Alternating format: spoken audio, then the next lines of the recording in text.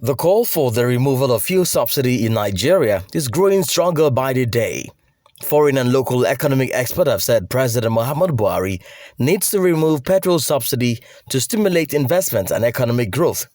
The Emir of Kano, Muhammad Sanusi II, in June, warned that Nigeria is on the verge of bankruptcy as fuel, electricity subsidies as well as debt servicing continue to eat into government revenue. He asked whether it was logical to have cheap fuel or no development. Earlier in April 2019, IMF Managing Director Christian Lagarde told President Muhammadu Buhari to remove fuel subsidy and fund the country's health, education sectors and provide proper infrastructure. Because it's not a rocket science. We all knew that fuel importation, which orchestrated subsidy in the first place, was supposed to be an interim measure from the 90s. Prior to the time we introduced subsidy in under the military regime of, I think it's Babangida or our 4 refineries were working, nobody heard about subsidy. Any subsidy at that time was to the agricultural sector, fertilizer and all of that. The current pump price of fuel is 145 naira per litre. This is because the federal government subsidizes every litre of petrol imported into the country by 3 naira.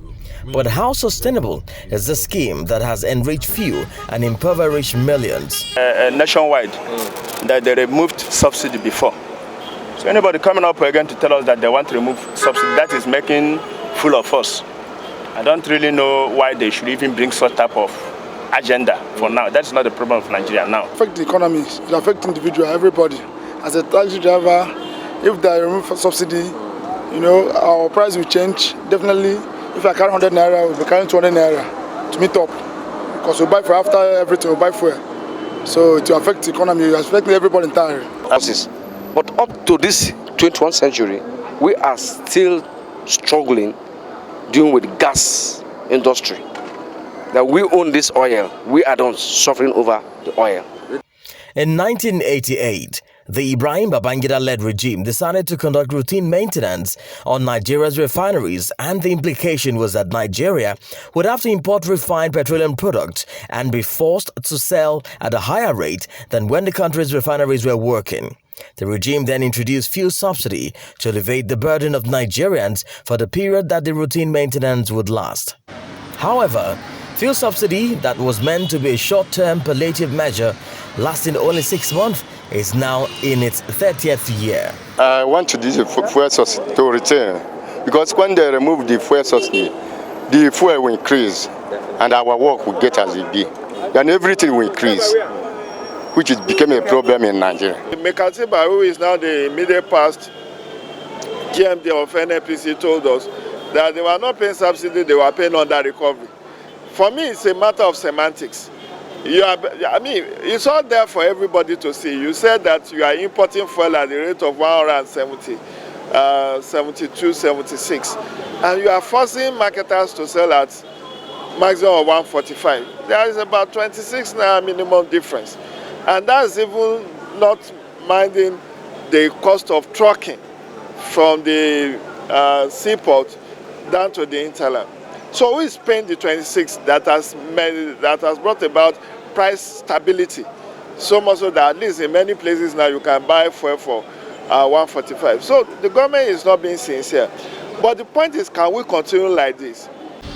Currently, the Nigerian government still subsidizes the cost of petrol to the detriment of providing basic infrastructure. With the country being the poverty capital of the world, triggers an urgent need for its removal. However, in 2016, the government said subsidies were cancelled once again with a global drop in oil and petrol prices, claiming that it was no longer possible to sustain the process, keeping in mind the heavy corruption in the subsidy payment. Paying 1 trillion on the average every year in subsidy.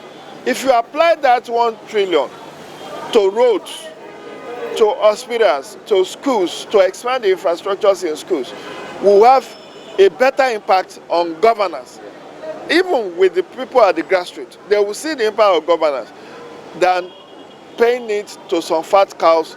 For now, it's a dilly-dally for Nigeria as the survival and growth of the country depends on the next decision of government.